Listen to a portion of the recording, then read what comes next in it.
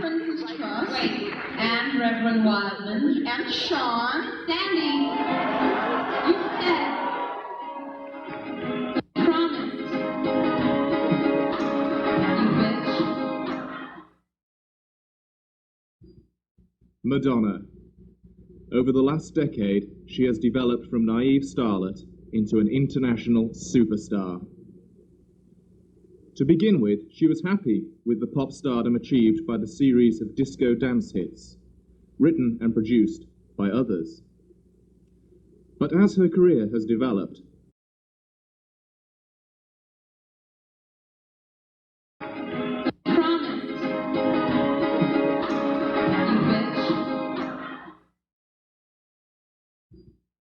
Madonna. Over the last decade, she has developed from naive starlet into an international superstar. To begin with, she was happy with the pop stardom achieved by the series of disco dance hits, written and produced by others. But as her career has developed, Madonna has taken more and more control over her own destiny. Under self-management, her shows have become so much more than little provocative dance routines, and these days look like full theatrical stage productions. Maybe this reflects her desire to be recognized as a credible artist. She already has the fame, fortune, and fans of a successful pop star, but feels the need for something more, a recognition of her own artistic expression. It is always a problem with stardom on such a big scale as Madonna's. The real person behind the image gets swamped by the media hype and the Hollywood glitz. The public like to think that they know her, and the media like to distort her image to fit that frame. The Madonna of her stage shows and videos is an act. Maybe that should be Madonna's, plural, as she changes her image so often, reinventing her public persona for each project. The press are always hungry for gossip and hearsay about the private lives of the superstars. But how can the public determine just what is true? How can we sort out fact from fiction? Only Madonna herself can reveal the truth behind her artificial image. And the only way we get to hear that truth is through interviews given to the media. On Madonna Intimate Interviews, you will hear for the first time rare interviews granted by Madonna.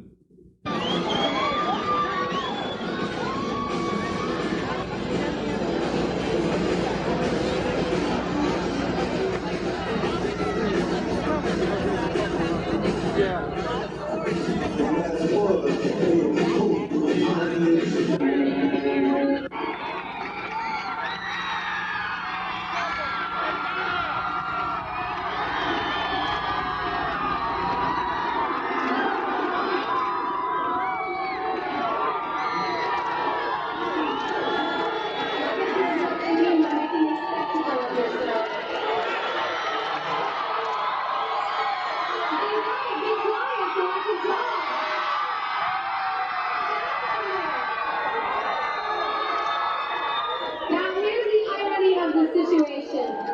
10 summers ago, I made my first trip to New York City, my first plane ride, my first cab ride, and I didn't know where I was going. I didn't know a soul, and I asked the taxi cab driver to drop me off in the middle of everything.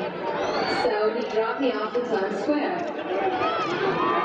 Anyway, I was completely awestruck. And 10 years later, I'm standing in the middle of Times Square looking at all you people. You've come to see me and my movie, and I'm completely awestruck. Thank you for coming, and I hope you love the movie.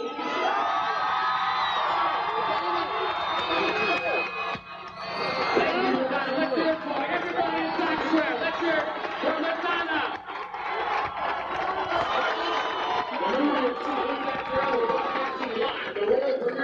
Enjoy yourselves. Have a good night. Thank you, and God bless you, Madonna. Lovely.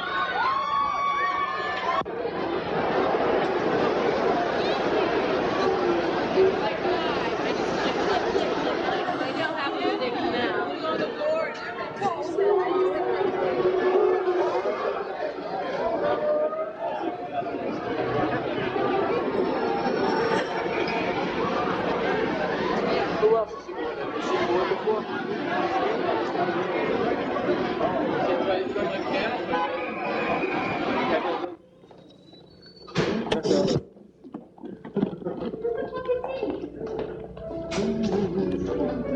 you know there's a director in your lobby? The budding film director? Don't follow us. Don't touch me. Could you please leave the lobby, sir?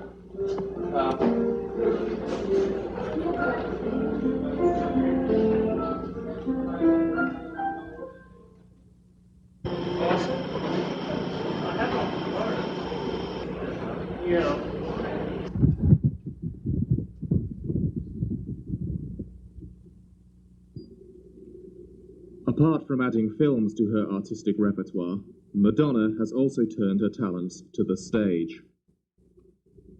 Her first Broadway appearance was in the critically acclaimed play Speed the Plough, written by award-winning playwright David Mamet. Madonna's co-stars were Ron Silver, who recently appeared with Jamie Lee Curtis in Blue Steel, and Joe Mantegna, who starred in David Mamet's House of Cards, and also in Francis Ford Coppola's mafia epic, The Godfather Part 3.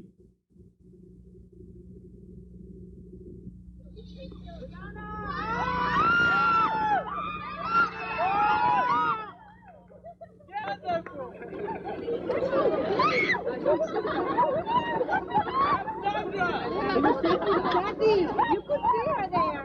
Oh, I like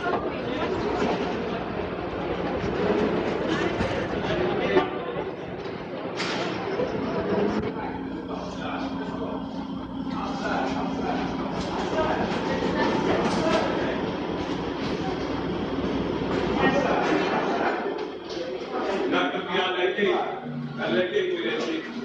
I love you, Madonna. Out of the gateway, man. Out of the gateway.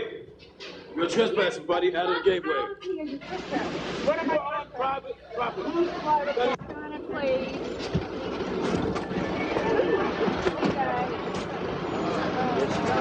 Thanks so much. You're very sweet. You're probably...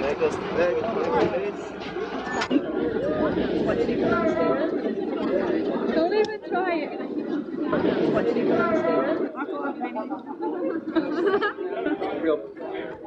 Sushi! Madonna! Madonna, yeah! I got a pose. Melissa, yeah! You're so happy, people. Sushi!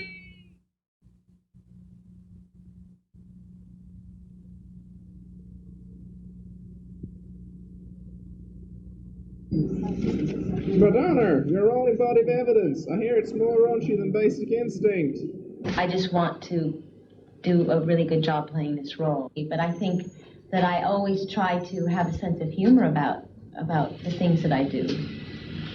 So, and the reason I'm doing this movie is because it's a great movie. It's a great part for me, and I mean, there's no like strange, like manipulative thing going on here. Like, oh God, I'm going to get this role now, and now everyone's going to take me seriously. That's not. I'm not even thinking about that.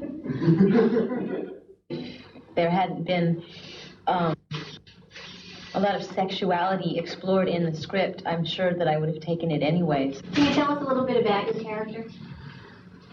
What is she like? Well, I suppose she's a bit of an outsider in a small town, and so I think she never quite feels that she is part of the community. What else? She owns a gallery, and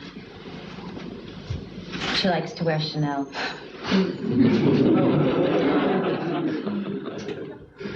That's all. Madonna, your career has come a long way since that black and white documentary thing where they find an egg on your stomach. Oh, God. Don't remind me. The critics keep sniping at you. Do you feel like maybe this movie might change that a little bit? What do you mean the critics keep sniping on me? Which critics, too, by the way? Are you talking about music or film or what? You name it. It seems like people like to say nasty things about you. Well, I think people like to say nice things about me, too. But I know that a lot of the things that I do arouse a lot of controversy, and so I think that upsetting people sort of falls in line with that. Do you feel like your involvement in this film, is there some concern that it might overshadow the film itself? My involvement in the film? No. I think it's a really good part for me to play, and I think that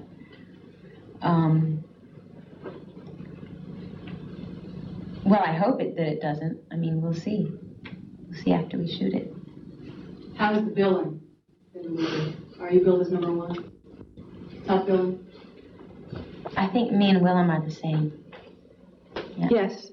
Madonna, I wanted to ask you to talk a little bit about the difference between acting and the difference between performing, musical performing that you do. Well, I think in music that you pretty much get the chance to celebrate yourself as much as possible. And in film, you have to celebrate other people. I mean, you have it's much more of a case of, you know, trying to get rid of who you are and disappearing and becoming another character, whereas in music, you really concentrate on who you are. Do you think you're going to find Portland boring, or? I didn't say it was boring. Kurt Loder said it was boring. I said that I felt isolated because we were in a really small town in the South, and we were just surrounded by cornfields. So. One of the early things that came out was that you felt, or someone, whoever was the press people, said that you wanted to come to Portland because you didn't think you'd be as recognized here. And I guess some stations went out and were on a Madonna hunt. I didn't choose this location, so and I never said that. Why do you think you've had so much success? Because I work hard. The things that I do arouse a lot of controversy. I just want to do a really good job playing this role.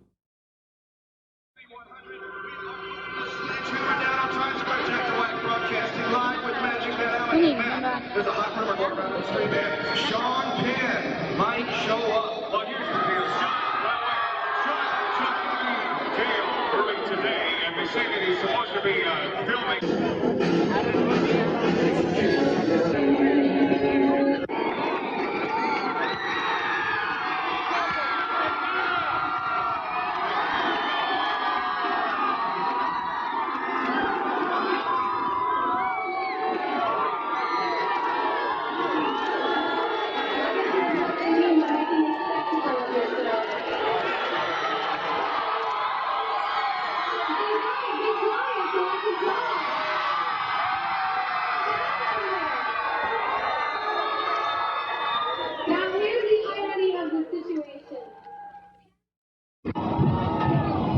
With a name like Madonna, she had to succeed. Her real name, Madonna Louise Ciccone, was born on August 16, 1959, in Rochester, an area of Detroit in Michigan. Her talent was first directed into learning piano, though quickly diverted to stage and dance in amateur productions at the Rochester Adams High School. She won a scholarship to the University of Michigan, where she studied ballet and performing arts, but left with the encouragement of her dance teacher to attend the University of North Carolina, where she was awarded a second scholarship to the Alvin Ailey Dance Studio in New York. From New York, she traveled to Paris, France, to begin her performing career in 1979 at the Patrick Hernandez Revue, a disco theatre. Within a year, she had left to join her first band called The Breakfast Club. Madonna was the drummer, but her irrepressible urge for attention soon brought her out to center stage to sing. By 1980, Madonna had left the short-lived Breakfast Club to start her own band named Eminon, also known as Emmy. She worked full-time on demo tape, attracting the attention of Adam Alter of Gotham Productions, to whom she signed a deal. Also, in that year, she was also given a movie role in the now notoriously low-budget film A Certain Sacrifice, a career move she would later come to regret. After an unfruitful year with Gotham, Madonna left, having failed to secure a record deal. Gotham Productions later sued the star for breaching her contract, but received only a small settlement. She hawked demo tapes around clubs and record labels for a while, promoting herself as a solo act. A big break happened when Mark Kamens, a DJ at the famous Danceteria, heard her tape and played it to an executive at Sire Records. By the end of 1982, Sire had signed Madonna and released her debut single, produced by DJ Kamens and titled Ain't No Big Deal. Her debut performance was a PA, lip-synced dance mime at the Danceteria Club. The first three singles were substantial club hits but failed to make much of an impact on the charts. Her first chart success came with the song Holiday, written by her then-boyfriend Jellybean Benitez, which made the US Top 20. Her self-titled debut LP, Madonna, reached number 8 in the US album chart. The following batch of singles, including Lucky Star and Borderline, were all top 20 hits. By the fall of 1984, her album had sold over 1 million copies, making Madonna into enough of a star name to land her a role in the Susan Siedelman's film Desperately Seeking Susan, starring alongside Rosanna Arquette. Madonna celebrated that Christmas with the title track from her next LP, Like a Virgin, topping the American charts for 6 weeks. The album would follow up this success and reach the top of the US LP chart, and the second single from it, Material Girl, was a top 5 hit in America and Britain. In April of 1985, Madonna began her first live tour, playing to more than 355,000 fans in all. The support act was a little-known rap band calling themselves the Beastie Boys. Her second American #1 single was the ballad Crazy for You, taken from the movie Vision Quest. Soon after this, she achieved her first British #1 with Into the Groove from the soundtrack of Desperately Seeking Susan. During August of 1985, the re-release of Holiday was kept at #2 in the UK chart by Into the Groove, which hogged the #1 position. Only 3 other artists have ever occupied the UK #1 and 2 chart position at once. Also in August, Madonna celebrated her 26th birthday by marrying Hollywood bad boy Sean Penn, the showbiz event of the year. Although it was intended to be a private ceremony, the couple were buzzed by a fleet of helicopters carrying film crews and newspaper photographers.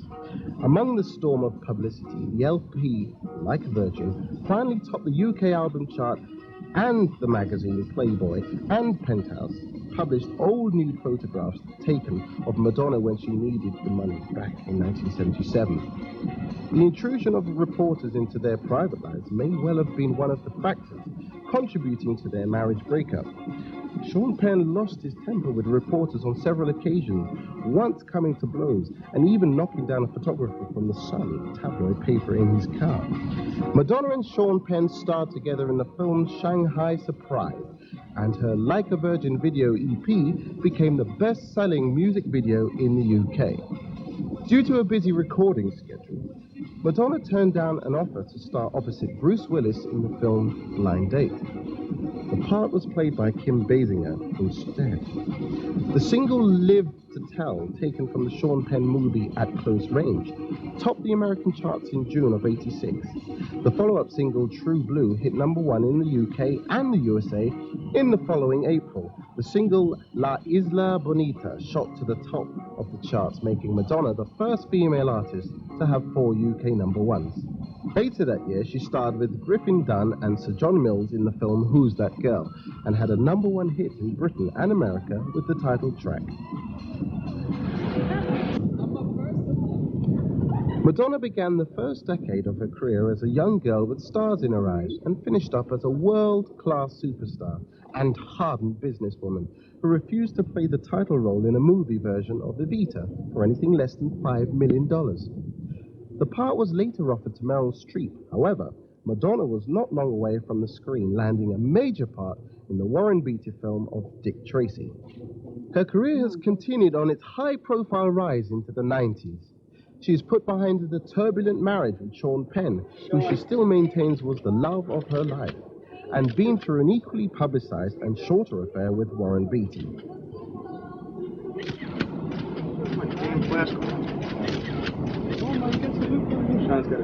Her image has changed from the Minnie Mouse, squeaky-voiced girl with ribbons in her hair into a gold-basked blonde goddess of stage sex. Her lyrics and performances are more and more outrageous, resulting in threats of obscenity proceedings during a Blonde Ambition tour in some states in America.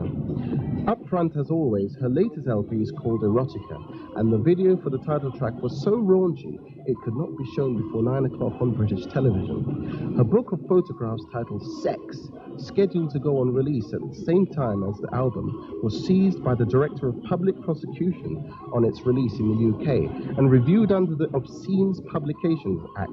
This, of course, was great publicity for the product and for Madonna herself.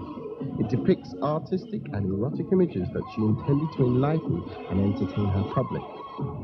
Madonna's phenomenal success, attained mainly through her own effort and business skills, has meant freedom to put on lavishly spectacular live shows that are more like theatre than pop concerts. She has also started up her own record label and is currently signing acts in the US and scouting Europe for others.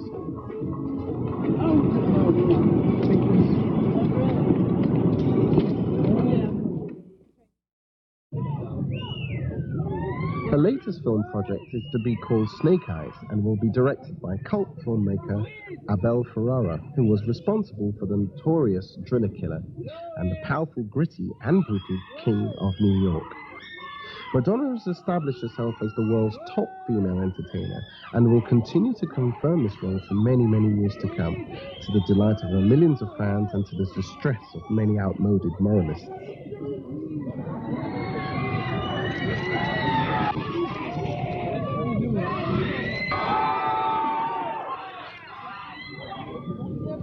Madonna may be little misunderstood to some, but many more are eager to see what she'll do next.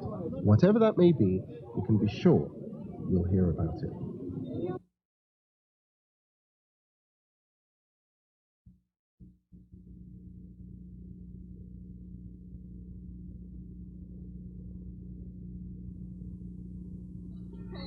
No, really, we love to have a good time at each other's expenses. And pet thieves. And the English tabloids. And the Prince's Trust. Wait. And Reverend Wiseman. And Sean. Sandy. You said